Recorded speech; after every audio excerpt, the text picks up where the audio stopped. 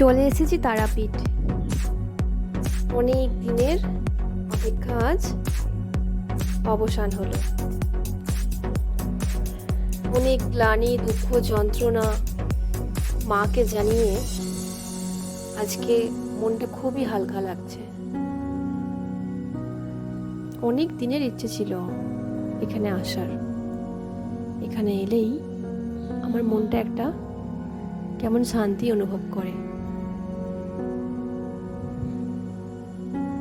উফ, খুব জোর খিদে পেয়ে গেছে।